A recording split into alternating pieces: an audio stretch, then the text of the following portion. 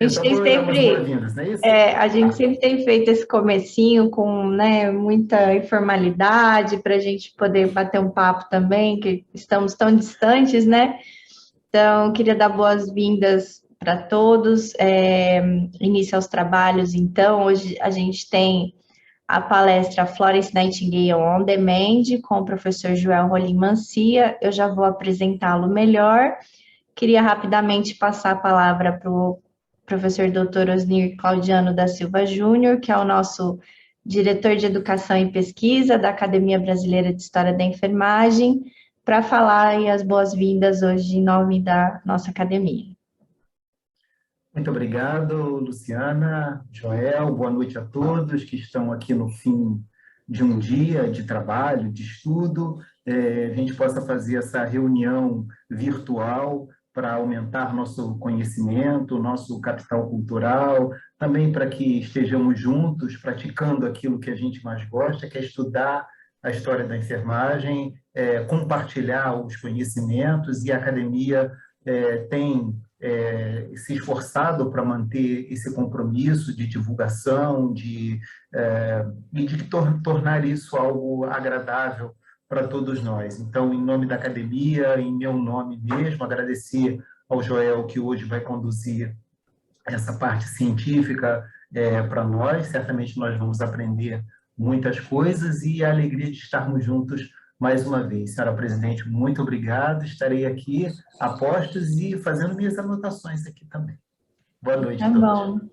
A gente vai ter, então, a apresentação do professor Dr. Joel Rolim Mancia. Ele é professor permanente do programa de pós-graduação em enfermagem da Universidade Unisinos, é membro do grupo de pesquisa do GERES, da Universidade Federal de Santa Catarina, e compõe também o Conselho Fiscal da Bradenf. Muito bem-vindo, muito obrigado por trazer a sua expertise aqui para o nosso momento de mês da enfermagem, e fique muito à vontade aqui para a nossa conversa. Vou tirar o meu vídeo aqui, mas estou aqui também, se precisar de algo.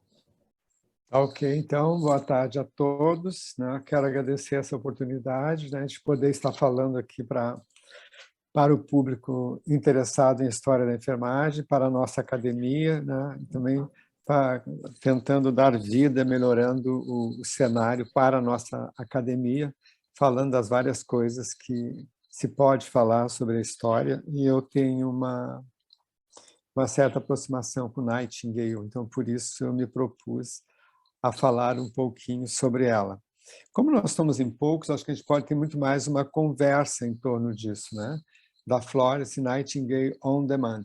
Então, eu pensei de Florence sob demanda, algumas coisas não tão comuns que nós falamos sobre ela, né? Mas alguns detalhes, algumas outras coisas que nós desconhecemos ou que não é a maneira pela qual nós abordamos sempre a Florence, né? A gente sempre dá uma valorização para a enfermagem em função da Florence. A Florence é uma marca registrada de valorização da profissão, permanentemente. Então, a gente cai muito em lugar comum das coisas, a gente tem muitas citações que a gente vê nessa época, principalmente Semana de Enfermagem, ou na época que tem uma demanda maior do trabalho da enfermagem, como foi agora durante a pandemia, que aparecem várias citações que a gente não sabe muito bem se foram realmente da Florence, se foram realmente coisas que ela disse, né? Porque ela era uma pessoa extremamente culta, durou muitos anos, né? Teve uma vida longa, mais de 90 anos,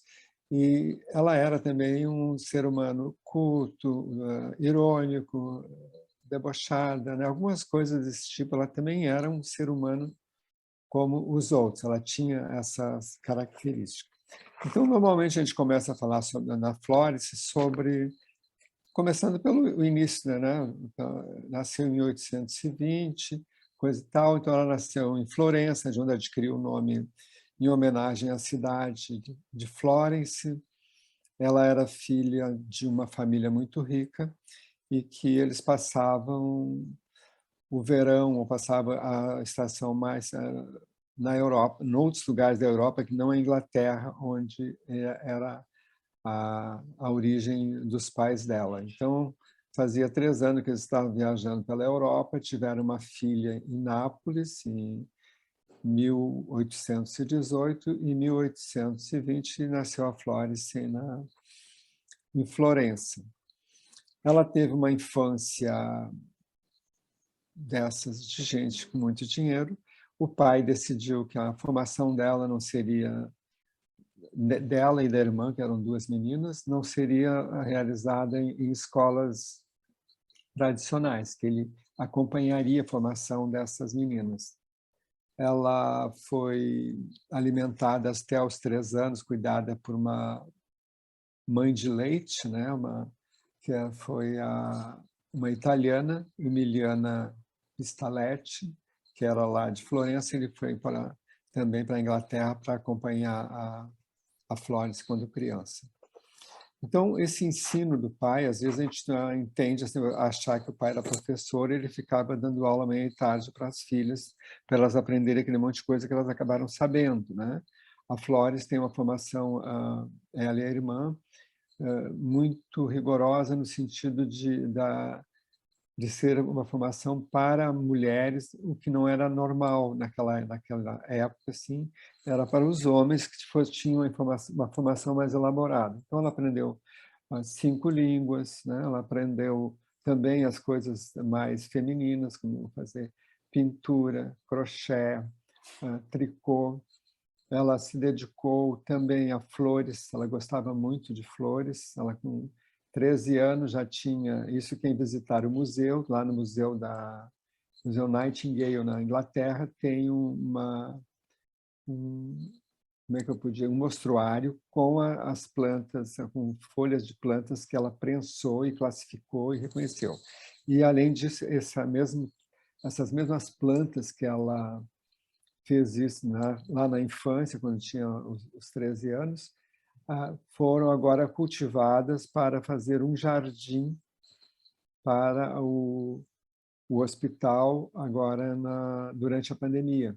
Então, durante a pandemia, em 2020, seria inaugurado um jardim no bairro Chelsea, em Londres, para um momento de relaxamento para pacientes e para as enfermeiras. Então, esse jardim está sendo remontado, foi remontado já, em frente ao Hospital St. Thomas, com todas essas plantinhas. Então, isso foi uma coisa que eu aprendi também com a questão desse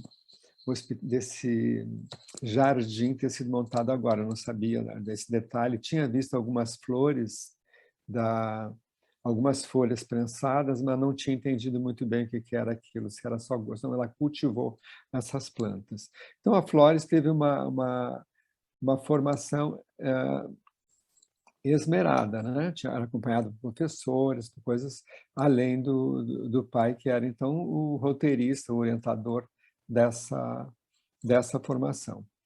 Ao mesmo tempo que ela tem essa formação, acho que assim, eu gostaria de falar um pouquinho também da questão do pai, porque o nome Nightingale, tem um dos biógrafos da Florence, um dos mais recentes, que é o Bostridge, que lançou uma biografia em 2008, que ele resgata, então, ridículos, né, o nome ridículo Nightingale, por que se tornou esse Nightingale.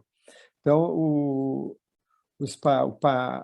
a mãe, ela tinha posses também, o pai e a mãe tinham grandes posses.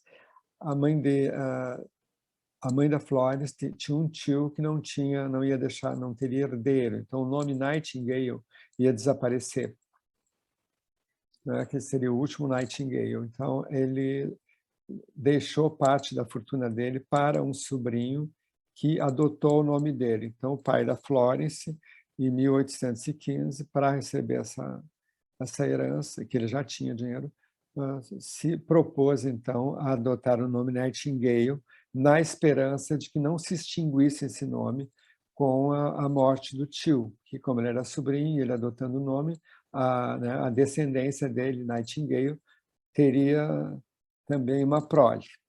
O que, lógico, o morto não sabe que isso não aconteceu, porque as 2 Nightingale não tiveram filhos, né? Então, também foi uma coisa meio que maldita. Bom, então essa é a origem do nome dele. Por outro lado, assim, por que nós falamos tanto, por que essa pessoa adquiriu tanta importância nesse período na Inglaterra e como se usou isso tanto, né? Ela participou na década de 1850 da guerra na Crimeia, que era uma guerra de Rússia, França, Turquia e que, por último, tinha entrado a Inglaterra no conflito. E ela foi para lá, ela fez um grande trabalho lá, e teve um grande reconhecimento dentro do território da Inglaterra e para fora do mundo, porque a Inglaterra era, à época, né, o centro do mundo. Então, a Florence teve esse destaque, principalmente porque a guerra que a Inglaterra participou na Crimeia teve muitas perdas para a Inglaterra, né? Ela mandou, durante o período da guerra de 2 anos, 300 mil soldados para a Crimeia, dos quais 20% morreram. Então, 60 mil pessoas morreram, né, durante a guerra. Lógico, eles não morreram todos em campos de batalha e não morreram todos de feridos, né? Mas a perda de 60 mil homens muda a estatística de um país, né? Porque vai ter menos nascimentos de crianças, vai ter menos, né? Vai faltar homem na sociedade, né? A sociedade, na época, mantida pelos homens. Então, isso tinha um impacto muito grande e muito vergonhoso para a Inglaterra. E, ao que parece, assim, então, a Florence também, para o país, para a Inglaterra, surgiu como assim quem poderia apaniguar, digamos assim, a derrota que a Inglaterra teve lá, nesse sentido de que perdeu tantas vidas, teve um investimento tão alto, né, financeiro, e com tantas vidas jovens perdidas lá. Então, isso deu a ela um reconhecimento nacional, e isso foi muito estimulado. Teve dezenas de coisas que foram feitas para que isso reverberasse na sociedade. Por exemplo, não havia redes sociais na época, mas em 1855 já circulava em Londres, então, folhetos nas escolas com a Florence, então, não somente como uma enfermeira salvando enfermos, né, ou salvando gente, mas também como uma lutadora, né, lutando numa guerra, tudo. Então, ela adquiriu muita reconhecimento da sociedade desde das escolas, né? Isso consolidou uma imagem extremamente positiva para ela. E tanto que, a partir daí, ainda antes de finalizar a guerra, houve um movimento para criar-se um fundo para auxiliar a Florence, né? Para dar para a Florence, para ela fazer alguma coisa com esse fundo, com esse dinheiro. O fundo provavelmente as referências que eu tenho dão valores diferentes, né? Eu tenho a Dossey, Bárbara Dossey, que é uma pesquisadora apaixonada por Florence, tem até um centro nos Estados Unidos, Florence Nightingale Leadership, uma coisa assim. Ela, no livro dela, fala que foram 6 milhões, né? Seria o equivalente a 6 milhões de dólares na época que o fundo recolheu para Florence. Pensando 6 milhões de dólares hoje, que é uma fortuna, pense o que seria há 200, né? 200 anos, né? Um pouquinho menos de 200 anos, né? Que era 1856. Tá? Então, a Florence recebeu esse dinheiro quando voltou da guerra, em 1856, e isso gerou o Fundo Nightingale. Ela não usou o dinheiro para si, porque ela já recebia dinheiro ela tinha uma pensão vitalícia do pai, que ela recebia desde a idade de 30 anos. Então, ela não precisava do dinheiro do fundo. Então, o fundo serviu para abrir a escola Nightingale em 1860 e também financiar as bolsas das alunas. Porque como como a escola foi criada para 2 tipos de enfermeiras, né, as lady nurses e as nurses eram pessoas da classe menos privilegiada ou da classe pobre que eram subsidiadas para estudar, né, para aprender lá na escola, e terminada a escola, elas ficariam 1 ano para pagar o que elas consumiram durante ou davam de trabalho para a escola, para o Hospital St. Thomas. E as nossas lady nurses não precisavam fazer isso, mas elas já conseguiam bons empregos e já eram destinadas, então, a cargos de supervisão, de chefia, né, de ser uma enfermeira-chefe, e eram também designadas para reproduzir mais adiante o modelo Nightingale fora da Inglaterra. Ainda nesse período do que a população fazia para, né, o marketing que era usado em torno da Florence, por exemplo, já nos Estados Unidos, então já estavam no início dos anos 60, de 1800, já circulava nos Estados Unidos fortemente o nome da Florence, e nos hospitais.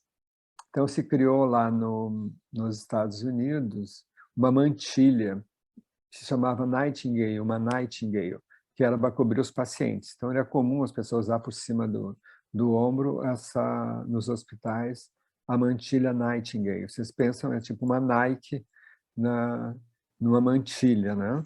Então, assim, muitas coisas foram feitas para que isso fosse permanentemente sendo reforçado.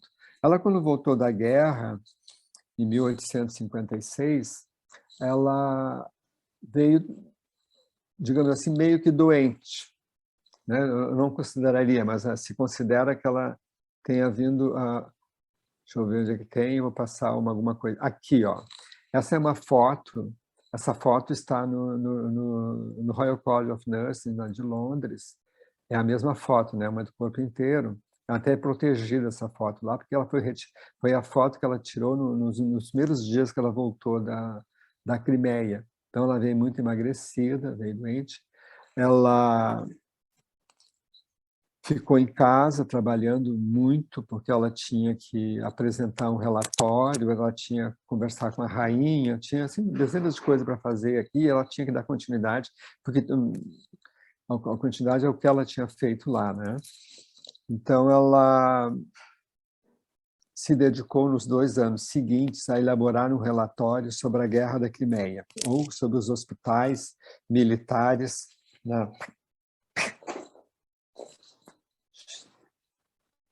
Tá, só um pouquinho aqui, eu vou ter que parar uma coisa aqui. Então, ela teve uma audiência com a rainha da Inglaterra para ir falar da guerra,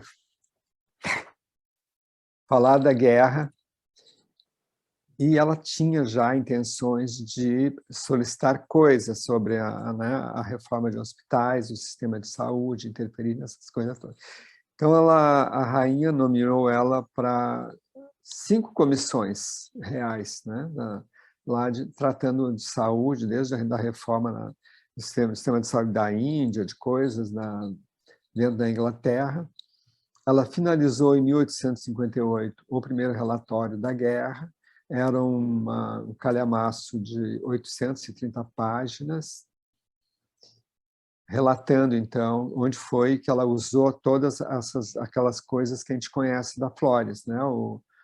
O gráfico de área polar, a questão da estatística, demonstrando que haviam morrido mais soldados nos hospitais por doenças infecciosas do que por ferimento. Um grande número de mortes era exatamente por desinteria ou outras doenças, e as condições de higiene dos hospitais militares, principalmente, lógico, os hospitais de lá da Crimeia. Então, isso gerou um relatório de 830 páginas que seria mandado e que foi mandado para o parlamento, né? Porque tinha que tomar ministro de guerra, todas a gente tinha que tomar alguma iniciativa para reformar os hospitais militares e os hospitais de campanha. Flores não estava convencido de que isso, né, a entrega desse relatório teria de imediato ou que todos iriam ler as 830 páginas. Então, ela trabalhou muito durante toda a vida dela fazendo uma coisa que nós fazemos hoje, que é uma síntese executiva, um resumo executivo. Então, desse relatório, ela preparou pequenos resumos para conseguir entregar aos políticos, né, aos deputados, aos lords, a quem participava da vida pública, que tinha poder de falar, e fazia uma síntese, então, desse relatório, de forma que eles pudessem estar lendo, caminhando e se inteirando disso. Então, isso foi a grande contribuição da Flores, também foi esta.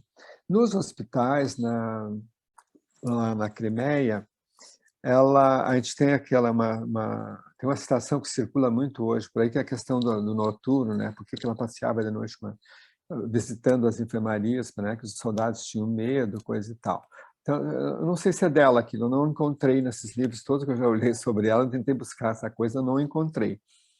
Mas ela tem muitas citações muito interessantes. A Flores, então, nesse hospital, primeiro que ela foi, que foi o hospital de Scutari, que era um hospital de campanha, quer dizer, hoje ele é museu, e é um quadrilátero, tipo hospital de pavilhão mesmo. Ela morou lá depois que foi para lá. A primeira participação, então, dela foi na guerra, foi nesse hospital. Ela chegou um pouco depois, um pouco antes da chegada de feridos. E tinha havido uma batalha muito sangrenta, e que esse hospital, que tinha 1.000 e poucos internados, ficou com 4.000 pessoas internadas quando elas chegaram. Ela chegou com 38 enfermeiras. Essas enfermeiras foram selecionadas, uma seleção pública que ela fez, né, na Inglaterra, e que tinha critérios, né? Então, que já é polêmica ali, os critérios. Então, ela tinha critérios para selecionar as enfermeiras. Não podia ter mais que 38 anos, era a idade limite. A idade dela, na época, era 34, da Flores, e ela colocou 38 anos de idade para as candidatas. Um outro quesito era que as candidatas não pesassem mais que 85 quilos, porque elas teriam dificuldade de circular entre as camas, né? Porque eram enfermarias, e que não estivessem comprometidas, né? Porque elas soubessem ler também, né? Não era uma coisa comum mesmo na Inglaterra, no século XIX, as mulheres saberem ler. Então, ela chegou em Scutari, Florence, um casal de amigos e 38 enfermeiras. Isso, então, essas nuances que às vezes a gente não percebe. A gente sabe como, pensando num hospital que seja bem simplesinho aqui, quantas enfermeiras precisariam para um hospital para cuidar de todos os pacientes integralmente, né? Então, no momento que ela chegou lá e que chegou a 4.000 pacientes na instituição, vocês imaginem o que foi isso, né? Elas eram 38 com uma formação um pouco melhor, né? Mas não, elas tinham treino, tinham algumas coisas que iam trabalhar lá durante a guerra. Mas já havia isso, já havia o hospital já funcionava, já tinha enfermagem, já tinha religiosa, já tinha toda essa estrutura, já havia nesses lugares, né? Ela chegou lá para mudar e para levar um outro tipo de trabalho, porque a imprensa na Inglaterra denunciava muita coisa do que ocorreu na guerra, entre elas isso dos hospitais, falta de higiene, de ratos. O dia que ela chegou, parece que ela foi esperada e não desejada. Então, meio que pioraram o ambiente para ela chegar, né? Ela foi recebida com um balde, com uma vassoura, um pano, sei lá o que, para limpar o chão. E ela mandou as enfermeiras fazerem isso. Eles fizeram isso e ela submeteu essas coisas para continuar lá. Então, assim, quando a gente pensa, né, nesse cotidiano de lá, ou essa enfermeira caminhando à noite para poder descobrir ou achar quem estava doente, estava precisando, eram muitas coisas que ela fazia durante a noite. Porque pensem também No total, durante os 2 anos de guerra, foram 300 em torno de 280, mais ou menos, acho que foi 280 o número de enfermeiras que foram, né, em várias seleções para a Crimeia para atender nesses locais. Então, ir para lá e recebiam dinheiro, né, para ir, eram pagas. Então, foi uma forma de trabalho pago, né, e que era novidade para um novo trabalho feminino, né, já começava por aí. Então, quando tu pensas nisso, que eram 4.000 pessoas, pensa que eram 4.000 homens, né? Eram jovens, né? E muitos deles sadio, que estava ferido desde um tiro, né? Muitos deles estavam, em vez de, para não desertar, eles fingiam adoecimento, ficavam internados, né? Eles recuperavam da doença durante a internação, mas continuavam se comportando como tal, para não participar da guerra. Todas essas coisas humanas lá aconteciam. E não mais humano do que o exercício da sexualidade, né, ou da afetividade. Então, isso era muito comum. Muitas enfermeiras foram desligadas, né, por o envolvimento com os pacientes, mas uma coisa extremamente natural entre a juventude. Esse primeiro grupo de enfermeiras tinha 38, então, o que foi com ela, tinham 38 enfermeiras e todas elas tinham que ter menos que 38 anos de idade. Foi apenas uma, que é uma enfermeira que não é afrodescendente, mas era uma, acho, descendente de imigrantes, que tinha mais idade. Porque hoje, nesse período que ela levou, às 38, lá na Inglaterra, durante a seleção, se candidatou uma enfermeira negra, que é Mary Sickle, que é uma figura que foi resgatada agora no século XX, no século XX e XXI, né? Porque ela está em voga desde os anos 80, a Mary Sickle. Então, a Mary Sickle não foi aceita. Né? E os argumentos que a Flores achou para não aceitá-la naquele momento, bem rápido, que ela não precisaria muita explicação, porque ela traria quem ela queria para a guerra, era a idade. Então, a Mary Sickle tinha 50 anos. Né? Que também, para a Inglaterra de 1850, 50 era uma idade muito avançada, porque a média de vida talvez das pessoas era menor ainda do que 50 anos.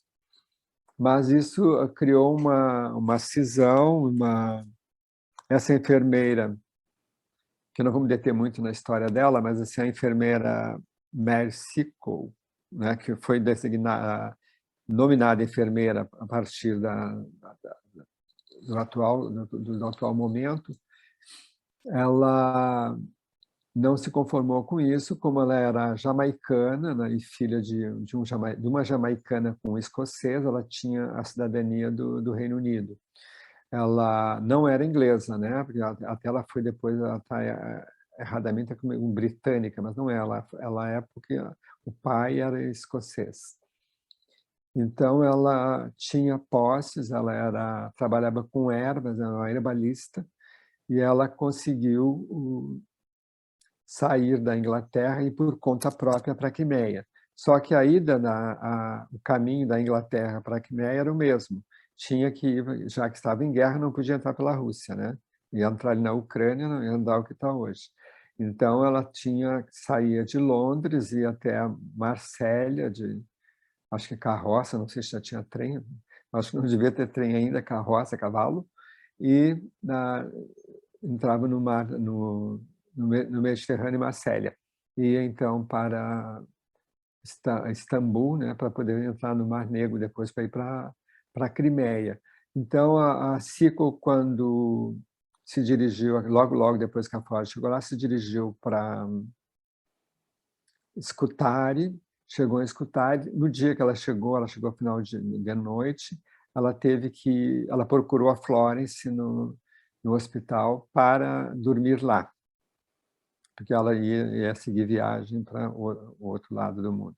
Aí ela foi autorizada, né? Então tem bastante polêmica sobre isso. Não existe muita fonte, não existe mais porque embora a Florence tenha escrito muito sobre si, sobre uma pessoa que escrevia diariamente, deixou muitos documentos, e ela tem alguns documentos que falam da Mary. Mary só tem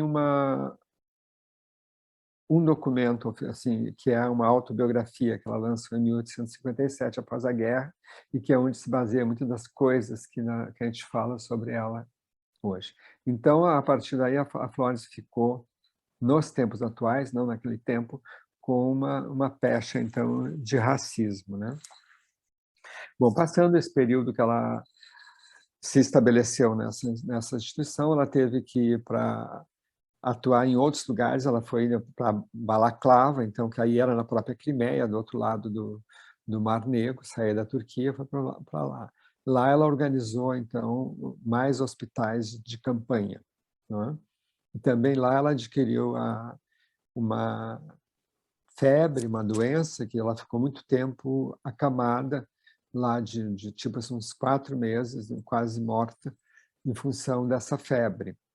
Que hoje os livros dizem que, na época, muitas pessoas tinham essa doença, apresentava esse quadro, e era classificado como febre da Crimeia. Mas hoje se sabe, se supõe, que as pessoas que tinham esse quadro, elas tinham brucelose, né, que é uma doença do leite cru. E ela carregou isso para sempre. Eu acho que é uma coisa parecida com malária, tem períodos de recidiva, né? Ela até os 80 anos de idade tinha esses episódios. Então, terminada a guerra, assinado o Acordo de Paz, em 1856, ela veio para a Inglaterra. Aí é que ela está com essa carinha aí em Londres, né? Mas aí ela não para fazer esse investimento, ela faz o relatório, ela passa a fazer parte das comissões de governo, ela se deita, ela nunca mais, ela sai de casa, desde 1860 até 1871, ela não sai de casa, né? Ela permanece em casa por causa desse estado dela, dessa doença, ou de depressão, ou sei lá o que se classificava, mas ela ficou muitos anos deitada. A maior parte do trabalho dela, ela trabalhou de casa. Bom, tem coisas, né? Eu tinha me proposto achar algumas coisas assim mais inusitadas sobre a vida dela. Uma delas é que ela foi na escola uma vez, tem uma foto clássica, né? Que ela está no meio das alunas, das enfermeiras. Acho que todo mundo deve conhecer essa foto, e que é em frente à escola. Parece que foi a única vez que ela foi na escola. Então, eu levei um susto quando eu li isso, porque eu nunca vi a Florence dando aula, nunca vi a Florence num round, né? Tudo aquilo que ela ensina, lava a mão, lava a cara do cirurgião, se der tempo também, porque ele precisa, né? E realmente, tudo que eu busquei, tem 2 referências que falam, que é o Bostridge e o Wake, que estudou, o Dr. Wake, que é um irlandês que estudou a escola, o currículo da escola, né, de 1860 a 1996, quando a escola migrou do St. Thomas para o King's College de Londres. Então, isso é uma das coisas surpresa, né? A Florence ensinou a dirigir coisa, mas ela selecionou, inclusive, as pessoas ela deu o nome de matrona, mas que iam dirigir a escola, né?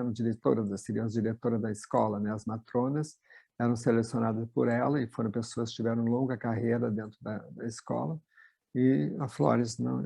No entanto, ela mantinha um controle absoluto sobre a escola.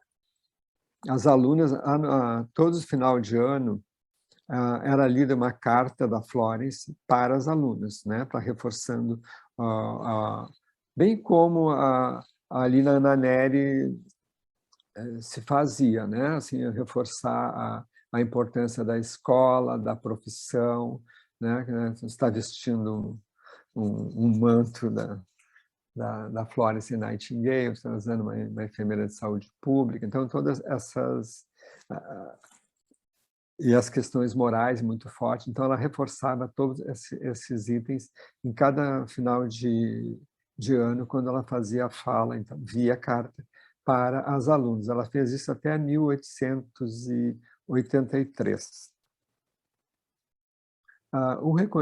Ainda voltando um pouquinho mais para trás, nessa conversa da Florence, ela já era bastante conhecida, né, no mundo, já vinham solicitações do exterior para enviar de fora da Inglaterra, para enviar enfermeiras com formação na escola para iniciar, então, uma nova enfermagem nesses outros lugares do mundo, como o Canadá, como a Austrália, na Nova Zelândia, e principalmente os Estados Unidos, né? Os Estados Unidos foi o cenário exemplar, digamos assim, de laboratório. Então, Nightingale, o verdadeiro, ocorreu dentro dos Estados Unidos.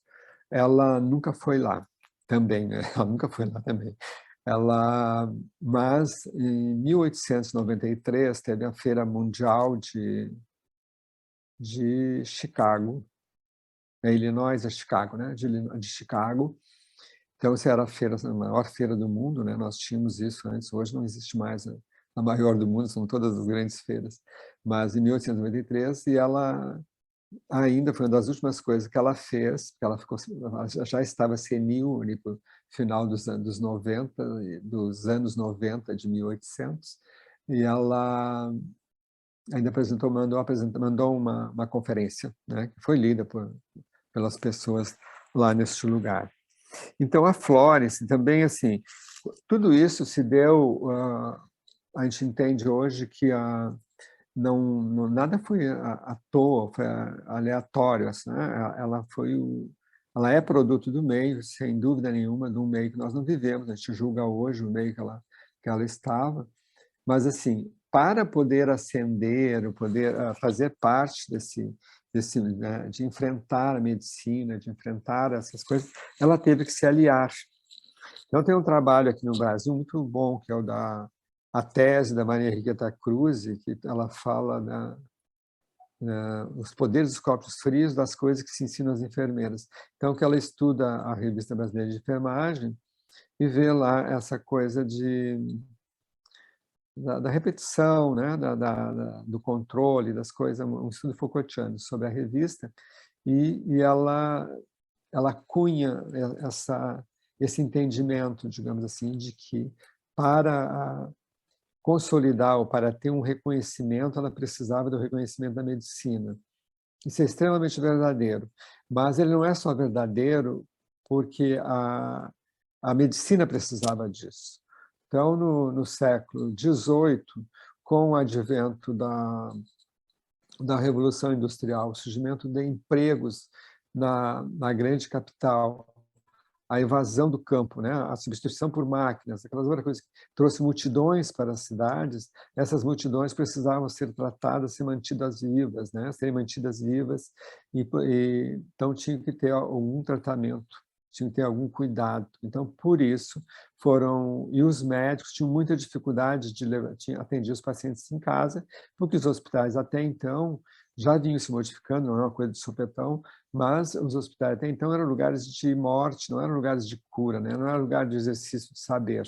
E já estava, né, passando por essa transformação do século XVII para o XVIII, a transformação dessas instituições. Então, os médicos, principalmente, tiveram como aliada a Florence, porque ela se propunha a moralizar uma profissão que ela achava que era fundamental, e os médicos precisavam de fossem melhor tratados os pacientes que eles levariam para os hospitais, as pessoas que iam pagar, certamente, né? Então, isso foi uma aliança, né? Acho que a gente faz até hoje uma aliança desse tipo. E ela teve essa luz, foi muito sagaz, que era ali que ela precisava desse auxílio. Isso, isso tem um impacto social muito grande. Na década de 70, em 1871, 72, eu acho que a revista Lancet, inglesa, acho que era bem recente ainda, acho que ela era de uns 10 anos antes, nascida antes, ela já publicava artigos de médicos com queixas, aí já é o contrário, né? Com queixas das enfermeiras da Dona Flores. Tem vários artigos. Quem pegar a revista, até no portal da CAPES, a gente consegue pegar. Tem vários artigos que têm essas falas, né, de que as enfermeiras da Dona Flores, né? Então, ela já estava causando um impacto, né? Para uns era ruim, porque eles achavam que...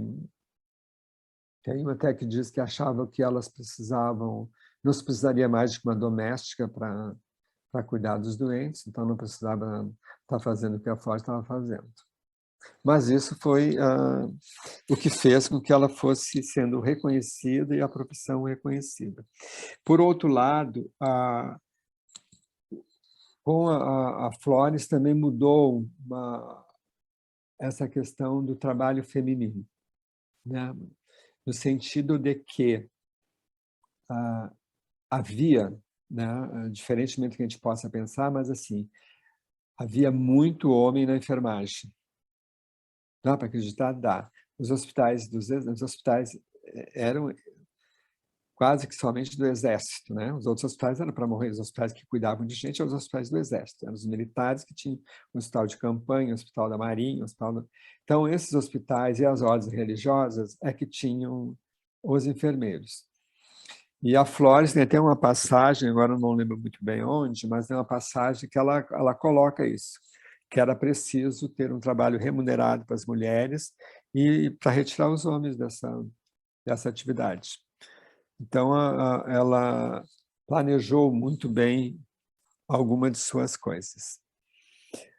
Retornando um pouquinho a Mary Seacole, que eu acho que a gente tem visto, agora no século XXI, foi erigida uma estátua para ela lá em frente ao Hospital St. Thomas, e nós temos 4 obras que falam dela. Então, assim, as pessoas quiserem lê-las, né?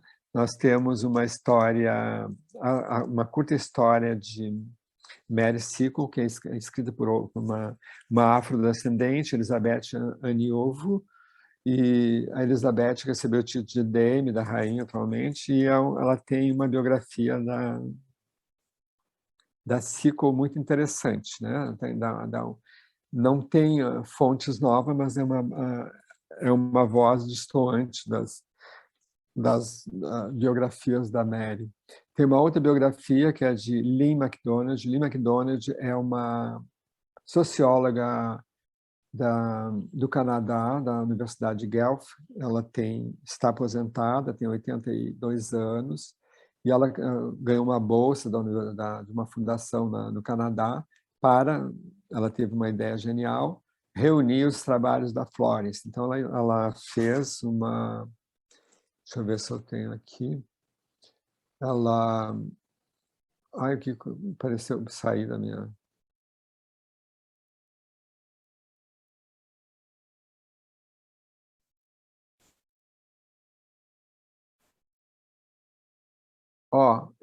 Aí ela tem 16 livros, ela tem 16 livros, essa senhora aí, a Lynn MacDonald, que ela reuniu todos os trabalhos que a Flores escreveu, né? Tem todos os museus, todos os lugares do mundo, ela reuniu nesses livros fantásticos. Está mais barata agora a coleção, quem quiser comprar, ela estava em torno de $50.000 canadenses, mas agora está bem mais barata, acho que está... Eu comprei alguns, eu não pude comprar os $50.000 na época, né? Eu comprei mais recentemente, e eu tenho acho que uns 3 volumes, são os trabalhos de Flores. Então, ela reuniu tudo. Quem quiser estudar, pega ali por assunto, né? O primeiro vem com a família, o segundo vem com a escola. A escola, quem conhece a escola na Neri, o modelo de ficha da escola era igual, talvez um pouquinho mais rigoroso ainda, porque eu estive vendo as fichas da escola das alunas do St. Thomas, e elas também eram expulsas. Tem aluna que era expulsa porque era nervosa, ela usava, a escola usava expressões muito ruins, né? Dizer aluna deprimida, aluna nervosa, né? Histérica, uma coisa assim, tinha toda uma coisa muito feia que não se fala hoje, digamos, não era politicamente correto lá. Lá era não podia falar sem problema, hoje teria o politicamente correto. Isso é bastante comum, ou então até a questão moral mesmo falava nas fichas das alunas. Aí do lado, essa mulher aí do lado é a Mary Sickle, então, com as medalhas que ela recebeu. Eu acho que essa aí, agora não lembro bem se está no Royal College ou se está no Museu da Flores. A Flores tem muita relíquia, digamos assim, muito material dela espalhado por vários lugares que não conseguiram colocar tudo no lugar porque todo mundo disputa, né? Ela tem em 1907, ela recebeu do rei da Inglaterra uma comenda, né? Na honra ao mérito, agora não me lembro, honra ao mérito, que é uma comenda importantíssima na Inglaterra, a qual ela não pôde receber, porque ela não foi receber, ela costumava fazer isso. Eu não sei se você conhece as enfermeiras que não vão nos eventos que a gente convida, a Florence fazia isso também. Ela não ia, mandava alguém. Se mandava alguém, ela não recebeu a maior parte desses prêmios, ela não ia nesses lugares. Ela era avessa a festas, a coisas assim. E no testamento, ela fez um testamento com esse monte de documento que ela tinha, porque ela tinha uma casa, né? Ela morava, quando criança, até os 30 anos, não até os 30 anos, ela habitou 3 casas, né? Ela habitava 2 casas, aliás. Ela habitava uma casa em Embley Park, nos arrabaldes de Londres, e outra também, que era a Leah Hertz, que o pai dela herdou do tio, que também era uma casa num outro bairro. E eles alternavam, né? Eles ficavam numa casa durante o verão e noutra no outro período mais frio. Uma das casas, a casa que ficava em Embley Park, tinha 80 cômodos, então era quase um castelo de administrar. Imagina, né, na época, quantos empregados, quantas coisas, né, neste lugar. Então, ela fez um testamento com a documentação que ela tinha tem cartas delas que não têm data, né, mas todas as conversas, muitas das conversas que se descobriu sobre a opinião dela sobre a Mary Sickle, foram por cartas de conversa dela com a irmã, porque ela estudava muito com a família, então ela conversava muito. Tanto que uma das casas, depois de adulta, depois que voltou da guerra, que ela ficava muito, era na Claydon House, que era a casa do cunhado dela, do marido da irmã, que cedia para ela em casa, e essa casa hoje, então, é um museu de documentos. Então, ela deixou um testamento que as cartas deveriam ser tudo queimadas, fez horrores de coisa. Um pouco antes de morrer, ela mudou um pouco, ela mudou e determinou quais coisas podiam ser destruídas ou não. Ela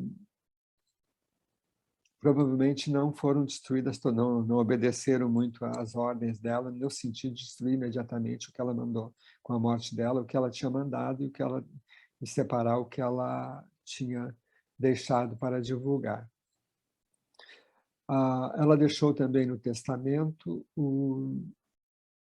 que não queria nenhum festejo, alguma coisa no enterro dela, tipo assim, as grandes personalidades britânicas são enterradas na Catedral de Westminster. Então, ela tem uma capela em Westminster que é com o nome dela, mas ela, então, não foi velada lá, ela foi velada na igreja St. Paul e foi enterrada no jardim de uma igreja em Willow, em Londres, né? Então, ela não gostava muito da divulgação dessas coisas. Então, eu descobria muitas coisas da Mary Seacole por ela, né? A Mary Seacole, então, foi para a guerra, e como ela era uma herbalista, ela foi autorizada pelos médicos. Tinha um médico, né, em Balaclava que não queria saber da Florence na Crimeia. Então, a primeira coisa que ele achou ótimo, né? Porque a Mary Seacole foi para Balaclava por conta própria, montou um hospital de barra para atender, montou um negócio, né? Porque ela fez uma barraca com um bar e vendia bebida e prescrevia medicamentos porque esse médico autorizou. Então, ela tratava as pessoas com ervas lá na guerra e também recebeu muito agradecimento por isso, né? E provavelmente tenha sido homenageada. Ela, inicialmente, foi mais esperta do que a Florence para escrever, porque ela chegou em Londres em 1857, vinda da Crimeia, a Seacole, e já fez o lançamento da biografia dela, né? Mary Seacole, As Aventuras de Mary Seacole em Terras Maravilhosas, coisa assim, que é, então, um livro que a gente se baseia muito para essas conversas. Então, a Flores, então, nunca falou, não tem a fala de que se perceba racista, assim, ela expressando cor ou alguma coisa, mas ela fala que ela era que a casa que ela atendia na guerra era de mal vista, que ela vendia bebida para os soldados. Aí, numa das narrativas dessa, tem uma pessoa que foi testemunha, disse, eu vi ela dando conhaque e água para um paciente, ou coisa parecida. Então, essas coisas também circularam muito pelo país todo.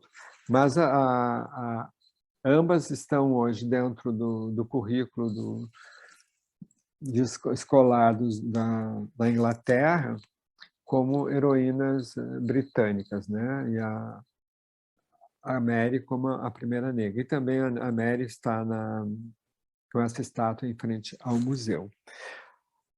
A Flores escreveu o maior best-seller da história da nossa profissão. É provável que hoje não tenha um livro que tenha vendido 100 mil exemplares. Em 1859, ela, ao lançar Notas sobre Enfermagem, em dezembro de 1859, e depois, no começo de 1860, totalizou em torno de 100 mil exemplares, então, a venda desse primeiro livro. Imaginando qual era a população da Inglaterra, né? 100 mil exemplares é uma coisa fantástica. E tivemos várias e várias edições dessa obra. Então, eu trouxe aqui, eu não sei qual é o tempo que eu tenho ainda, mas eu ainda tenho tempo, Luciana. Tem sim, a gente tem aí mais meia hora para conversar. E será que a gente não tem conversa? Gostaria de parar de falar um pouquinho para as pessoas conversarem alguma coisa comigo também. Né? Eu fui anotando algumas coisas aqui, se você quiser que eu te passe. Então, deixa eu só passar um pouquinho alguns slides para nós iniciarmos, então, essa conversa entre nós. Aqui foi no centenário, acho que tu participaste desse evento, né? A Luciana participou desse evento, Foi maravilhoso. Então, essa cidadã, ela é uma professora lá da Tasmânia, né? E ela se fantasia, assim, para dar aula de história da enfermagem lá naquele país. Ela até fez uma apresentação para nós. Deixa eu ver o que mais. Aqui a Florence veio. E são as homenagens, né? Isso é uma coisa super importante. Eu também fiz uma viagem ao centro histórico, um passeio, uma excursão, sei lá como, ao centro histórico, né? A Londres antiga. E a Igreja de São Francisco tem um vitral, assim, né? Então, eles não perdem a oportunidade de valorizar as enfermeiras, né? Em todo aquele lugar sempre tem quem salvou. Sempre tem uma homenagem, né? A escola, eu acho que também quem visitou a escola, que está hoje no King's College, restou isso aqui. É o lugar onde a gente pede socorro, que a gente entra na escola, está aqui, ó. Então, essa placa lá, quem foi lá vai lembrar disso, né? Isso aqui é a entrada do King's College.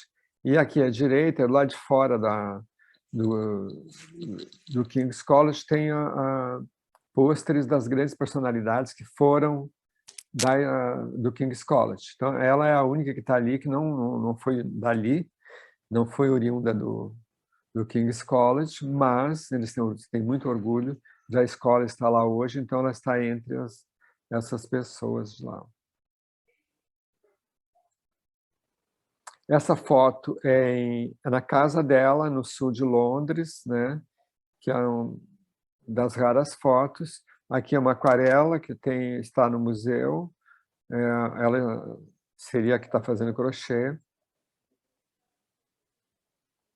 Aqui a lâmpada, né? Bem diferente da outra lâmpada que está ali, ó. Né? Então a gente supõe que a lâmpada que ela usasse era essa aqui, né? Desse modelo, que a lâmpada que tinha lá no exército turco, e também pelo tipo de iluminação que ela proporciona, né? Porque a pessoa não olha por cima, né? A pessoa olha, a lâmpada fica abaixo do olhar. Aqui, então, é lá na Praça Waterloo, que tem um memorial da Guerra da Crimeia, e tem a Florence com repetiu a mulher. Isso aqui é uma capa de livro. Eu acho que era isso. Deixa eu ver se não tem mais alguma foto. Aqui, ó. Essa foto eu gosto muito dela. Vocês vão gostar também. O dia que eu tive no King's College, tinha uma festa. Aí tinha esse cartaz da Florence com um piercing. Tudo aquelas coisas que os ingleses fazem, né? Deixa eu ver se deu. Terminou. Então era isso. Eu prefiro mais conversar, que as pessoas façam a gente possa ter alguma interlocução, que aí puxa melhor para ficar na memória as coisas. Seria isso, Luciana. Pode perguntar ou passar a pergunta. Muito bom.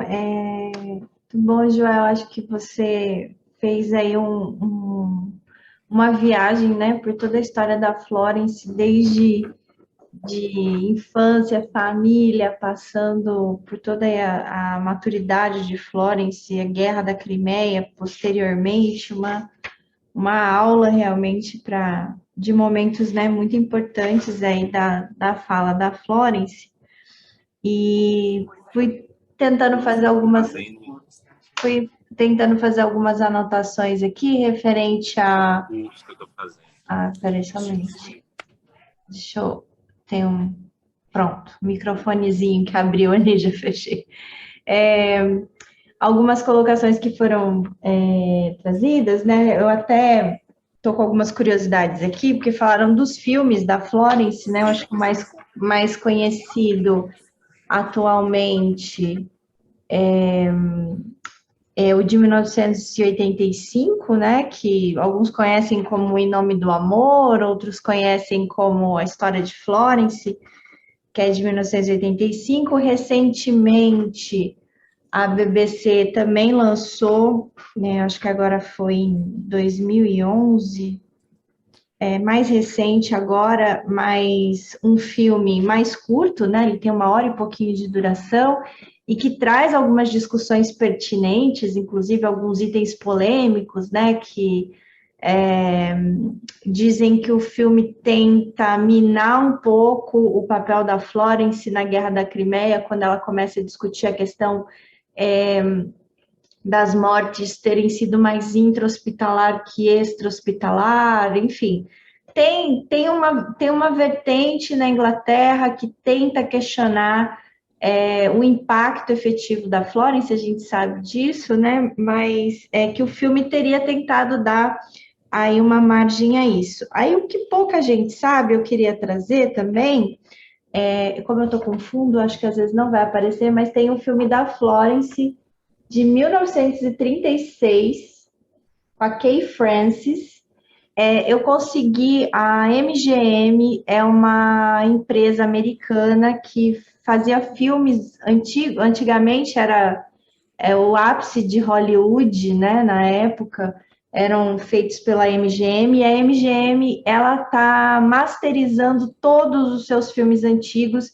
Eu comprei, eu paguei, eu acho que R$ 11, tive que esperar 2 meses para chegar, não tem legenda, infelizmente, mas eu tô vendo se eu consigo transformar em MP4 e subir na nossa plataforma como um conteúdo exclusivo para os membros da Bradenf, porque na plataforma do YouTube as pessoas podem colocar legenda e traduzir a legenda automaticamente, né? Porque um trabalho de um filme de aí mais de 1 hora, 2 horas, para a gente fazer a legendagem, né? Que é o termo utilizado, seria muito difícil.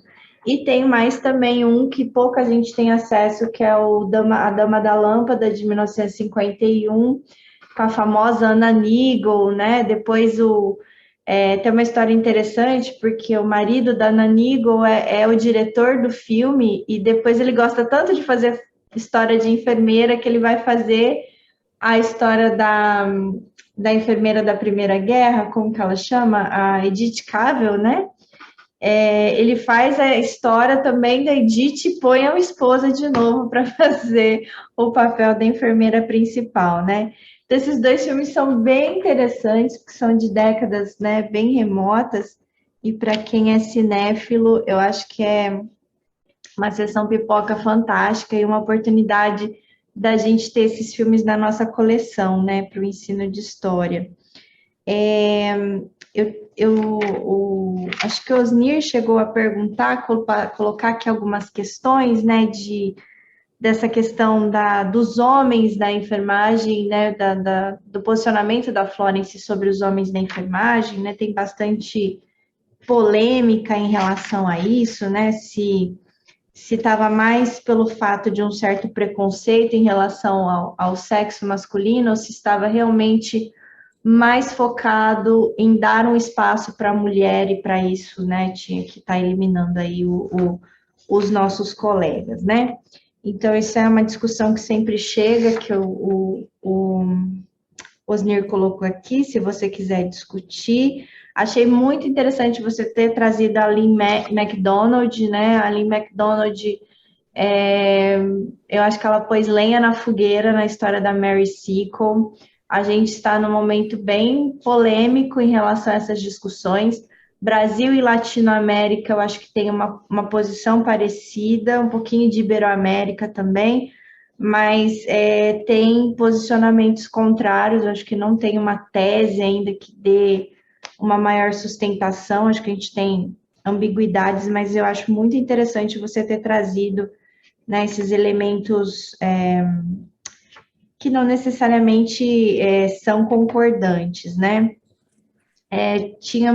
Então, você menciona essa questão do gênero, acho que você podia falar um pouquinho mais.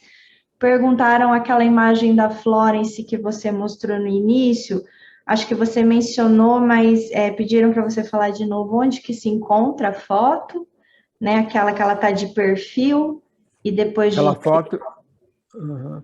Sim, aquela foto... Não, você terminou, enfim, eu invadi a tua fala. Assim. Isso, e eu queria que você falou bastante, né, da trajetória dela, e aí eu queria fazer uma pergunta para você também, né, pensando nos treinamentos que ela fez em escolas de enfermagem prévias, onde ela vai buscar esse conhecimento, né, principalmente com as irmãs de caridade. Ela faz treinamento em Alexandria, na Grécia, na França também ela tem autorização para visitar vários hospitais, Kaiserwert na Alemanha, que eram instituições religiosas, né? E a própria guerra, que vai dar para ela também um certo hábitos militar. Eu queria perguntar para você quais elementos, né, você acha que podem aí ter entrado nesse modelo nightingaliano a partir dessas influências prévias também da Florence, nesses treinamentos que levaram ela a ser, né, parte da enfermeira que ela se tornou. Então, acho que era isso. Tem a questão de gênero, tem a pergunta da foto, onde que ela pode ser encontrada. E eu queria te perguntar dos treinamentos que você acha sobre a influência deles para ela. E eu vou ver se tem mais alguma perguntinha aqui no chat enquanto você vai respondendo. Então, começamos essa questão do homem, para mim também não foi... Ela passa muito, digamos assim, a gente fala muito pouco sobre isso, né? Na história da Flós e na história da enfermagem. A gente fala muito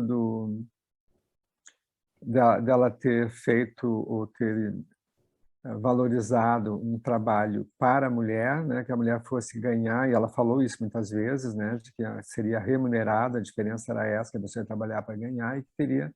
Né? Agora, essas outras coisas todas em função da mulher fazer um trabalho pago, é uma coisa que nós construímos os argumentos muito depois, né?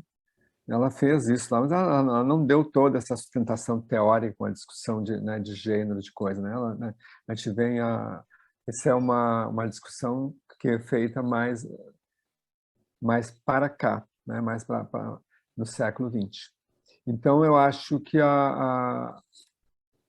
ela percebeu, ela teve a experiência, digamos, nessas instituições que ela visitou, a gente tem a informação que nos chega sempre, ela é uma informação filtrada, né, com esse olhar. Quando a gente vê coisa de Kaiser Werth, ou vê de coisa das irmãs de São Francisco de Paula, a gente vê uma imagem positiva sempre da Flores, uma coisa idílica, né? Não, é uma coisa muito digamos assim, esmaecida, a gente não consegue perceber outras coisas, a gente vê aquele cenário todo direitinho, né? Não tem cheiro, nem gosto, nem tempero. Mas, provavelmente, nesses lugares, ela já tem encontrado isso, né? Principalmente em ordens religiosas, porque onde está envolvida a religião, havia muito trabalho de homens, né? E quando ela fala que ela compara ela chega a comparar isso, né? Tem até, acho que o Osni falou uma coisa ali, não me lembro bem se é esses termos que ela usou, mas talvez ela tenha sido mais ameno. Ela não gostava desse trabalho masculino, não. E ela teve essa experiência também nos hospitais de campanha. Então, no hospital de campanha, ela teve a experiência de lidar com homens, porque os soldados cuidavam dos outros, né? Aprendiam lá, treinavam lá para cuidar de outro, porque não tinha as enfermeiras. E as enfermeiras que estavam com ela, a maioria eram freiras, né? Sabes que ela levou, acho que mais de 20 das 38 eram enfermeiras, eram freiras, né? Eram luteranas, eram católicas, bem misturada ali. Eram todas cristãs, mas eram de outros dogmas, sei lá como é que posso dizer. Mas eu acho que é isso.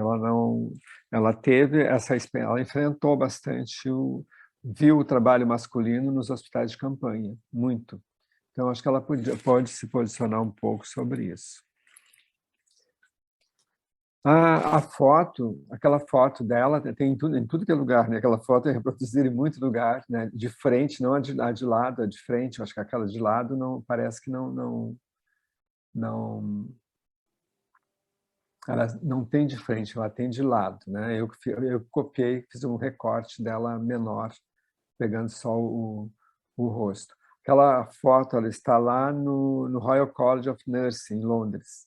Ela está, eu acho, eu fui muitas vezes lá, na mesma época, eu tive 2 vezes lá, e nessas 2 vezes, 2 épocas diferentes, eu visitei muitas vezes a mesma coisa, várias vezes lá, não sei o que queria ver, achar que ela ia viver, eu acho, ela todo dia passava no museu e espiava alguma coisa.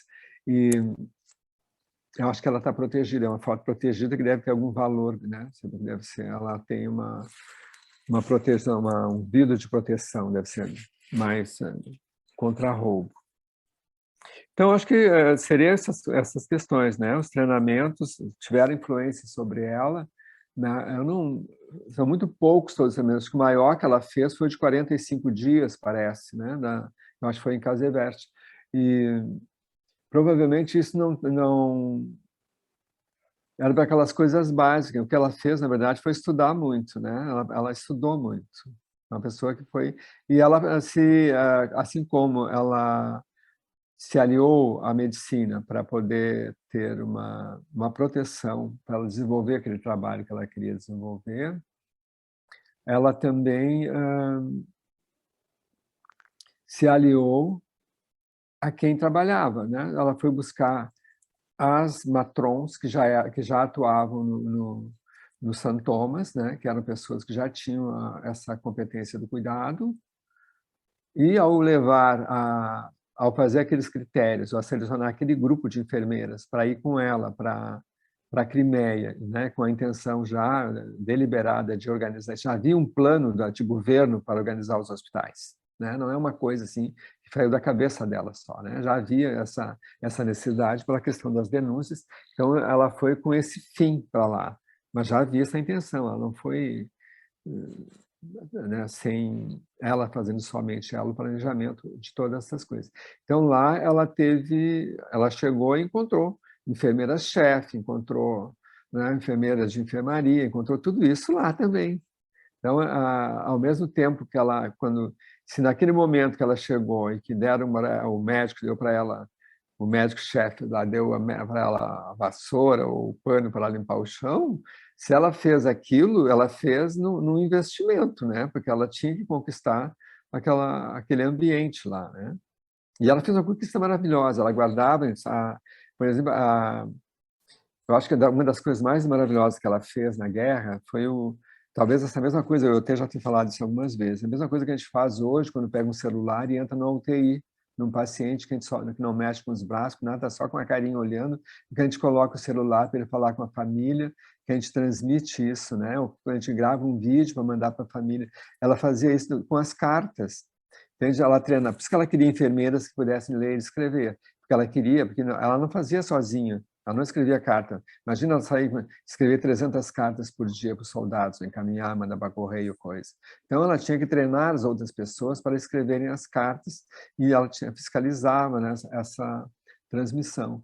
Isso é uma coisa que as enfermeiras fazem até hoje, do mesmo jeito, né? Nós não escrevemos mais carta, mas nós fazemos isso, né? Nós damos uma espiadinha lá na UTI, vai até a porta da UTI para dizer como é que está, leva um oi, né? Transgride várias coisas para poder fazer esse cuidado humano. Ela fazia isso. Então, isso foi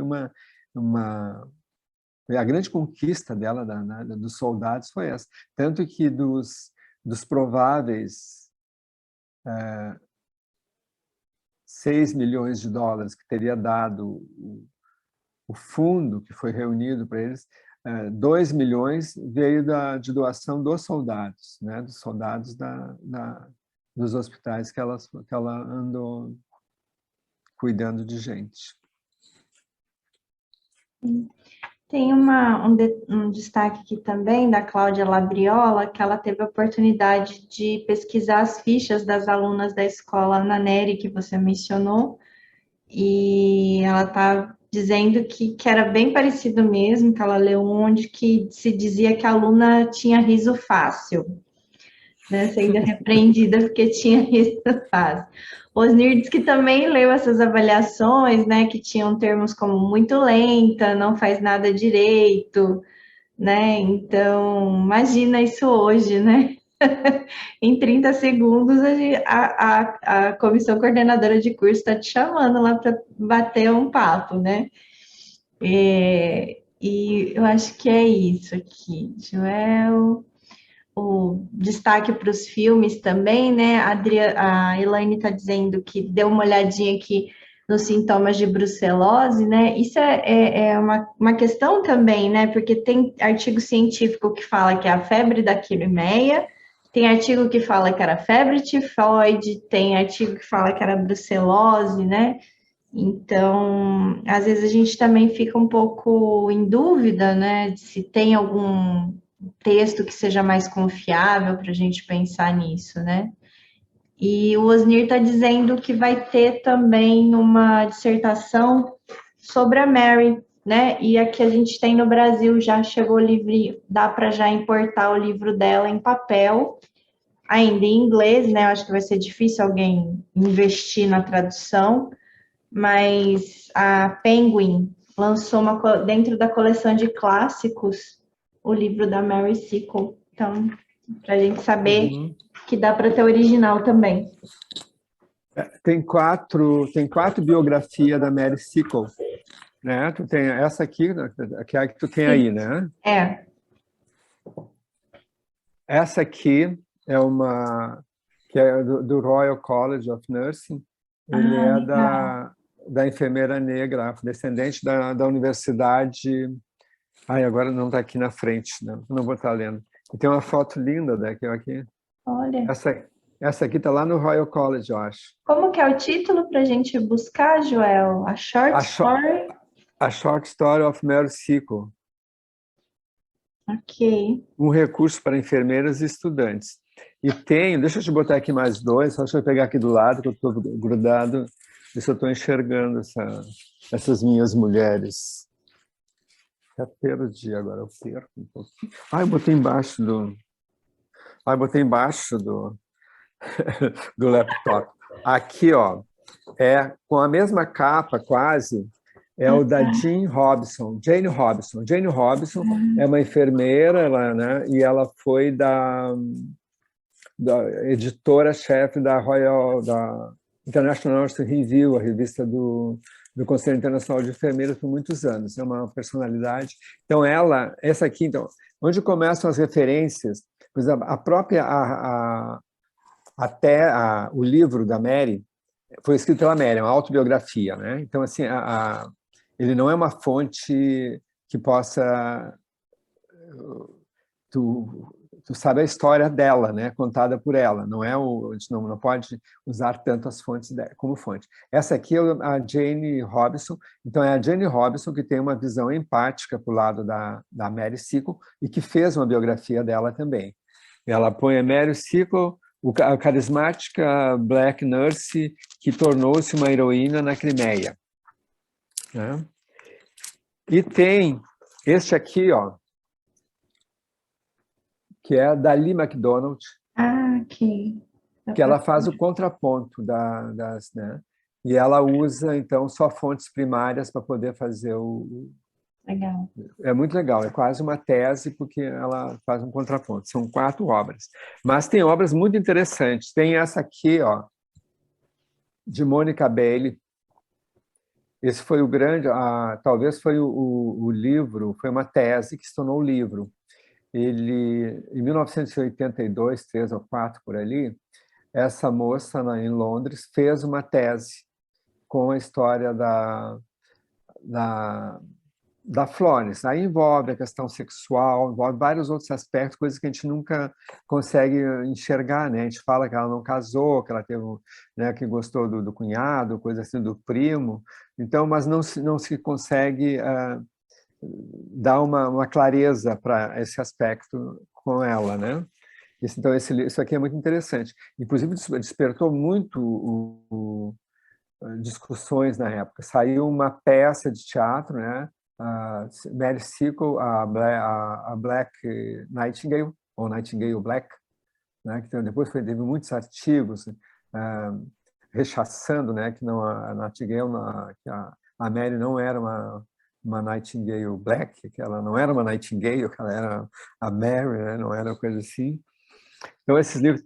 E quando o poder que a gente tem para fazer dela, de reforçar o mito dela, é muito importante. A gente trabalha isso permanentemente, né? Em todos os eventos, todos os anos, né? O que se faz todos os anos na Inglaterra, né? Agora, de novo, teve... E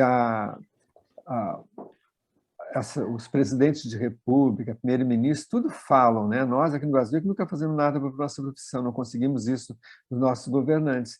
Mas tu vê que no Canadá o primeiro-ministro faz a abertura da semana de enfermagem, né? Então, o primeiro-ministro da Inglaterra presente no cerimonial de Westminster. E em 1960, no centenário da escola, da escola Nightingale, no mundo, se comemorou isso no mundo inteiro. No Brasil foi um tema especial no Congresso Brasileiro de 1960. Né? Então, para comemorar os 100 anos da escola, foi encomendado pelo Conselho Internacional de Enfermeiras uma biografia da Flores, né? Mas uma biografia que contasse as biografias que ela já tinha até então, até 1960. Então, é uma obra de... Deixa eu ver se enxerga, mas você vai ter que comprar. Foi lançado em Londres em 62. É de W.J. Bishop, que morreu durante a feitura da obra, que era enorme, lá ficou 4 anos trabalhando e morreu. Aí passou para uma outra, que é a Shoe Gold. Essa obra, esse livro aqui, ó, vê se tu vê ali.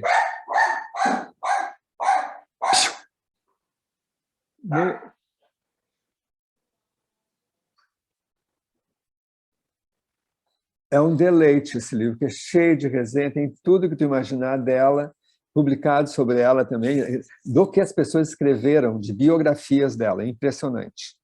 Tá? É um livro de resenhas quase, só, e é impressionante a quantidade. Quando eu falei dos documentos, que ela teria proibido, deixaria proibir os documentos, o que aconteceu também? Apesar de todos aqueles 16 volumes de documento que a Lee McDonald conseguiu reunir, muito foi queimado, porque em 1913 saiu a primeira biografia robusta dela, né, que é do Edward Cook, né, E.T. Cook. Ele escreveu, então, Florence, não sei o quê, 2 volumes. E foi muito pouco tempo depois da morte. Em 3 anos já estava publicado, ela morreu em 10, né? Em 13 já estava publicado. Então, tem denúncias de que a família teria destruído muitos documentos para que não ficassem provas de algumas coisas que tem. Mas é uma das biografias mais importantes que tem, é a dele, né? Que são 2 volumes, ele é gratuito, tu consegue pegar na internet gratuita hoje. Está disponível gratuito. E todo mundo que trabalha faz com novas fontes, né, com fontes que foram descobertas mais recente, todos citam o E.T. Cook.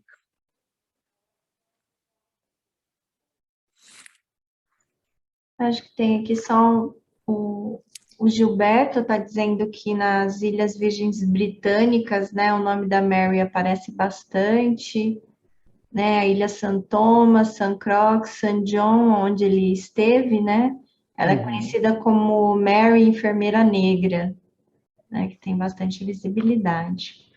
Eu acho que encerramos as nossas questões, também estamos nos aproximando do nosso horário. Eu queria agradecer mais uma vez o Joel por esse momento para a gente fazer essa visita, mais uma vez, à história da Florence, esse bate-papo, né, que foi muito bom. Aqui, poder dialogar também com o público, né? A gente chegou aí a ter até 20 participantes. Sei que o tempo está frio aqui no estado de São Paulo, mas o pessoal está aqui, né, participando na nossa semana. E agradecer mais uma vez o seu empenho para estar trazendo. A gente sabe que você se dedica muito a esse tema, então é sempre muito interessante a gente poder trazer Florence para uma discussão histórica mesmo, né? O Osnir está dizendo que a gente acende a nossa vela anual para Florence, porque ela merece, né? A chama ainda arde, né? A chama ainda arde. A Fanos, né? Você estava perguntando qual era o nome da lâmpada turca. O nome dela é Fanos, Fanos, né? E aí se acredita que a grande confusão tenha se dado quando depois da primeira, o monumento da Guerra da Crimeia, ele começa com os soldados, né? Dizem que canhões foram derretidos para fazer o monumento e tudo mais. E aí, depois de algum tempo, se questionou que o monumento faltava Florence Sidney Herbert. Então, foi em torno de 1914 só que foram adicionadas e não se sabe muito, né? O diretor até do Museu da Florence tem uma fala que ele fala que não se sabe muito se foi uma questão estética ou se foi uma questão porque o artista não foi para a Guerra da Crimeia, ele não sabia que lá não era uma lâmpada grega como se usava na Inglaterra, né? Então não se sabe muito se por estética ou de propositadamente ou por falta de conhecimento histórico, mas essa obra é provavelmente a causa, né, da nossa utilização posterior como símbolo da nossa profissão, a lâmpada grega e não a Fanos, né? Mas eu queria agradecer mais uma vez, agradecer a todos. A gente está fazendo a gravação do nosso encontro. A gente pretende ter em breve aí uma parte do nosso canal da Bradenf também exclusivo para os membros. Alunos de graduação não pagam a Bradenf, então a gente sempre incentiva lá no nosso site www.abradenf.com.br, em filiação. É possível ter todas as informações, né? Tem uma taxa para quem é aluno de pós-graduação e enfermeiros. Todas as atividades que a Bradenf faz, ela é gratuita para os nossos membros. Então, incentivar vocês também, continuem conosco nas nossas redes sociais, no nosso YouTube, Facebook, Instagram. E a gente sempre está trazendo aí novidades e voltamos dia 24, mais uma vez, com o professor José de Assunção, para dar mais continuidade aí nas questões metodológicas das nossas pesquisas.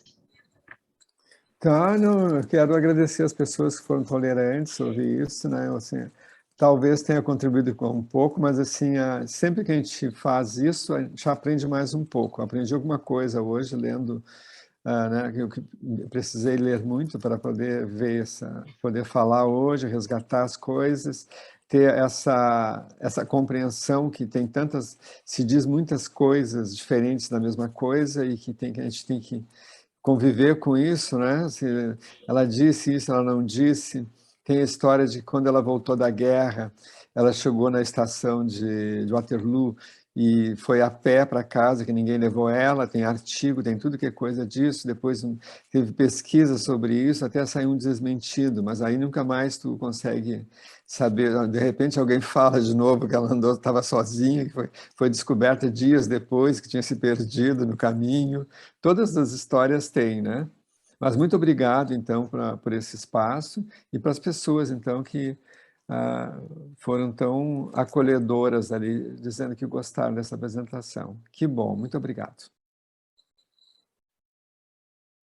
Tem mesmo várias felicitações aqui pela sua apresentação. E mais uma vez, boa noite a todos, muito obrigado. E continue conosco aí nas nossas redes sociais e pela internet, tá bom? Um beijo, um grande abraço a todos. Tchau, tchau.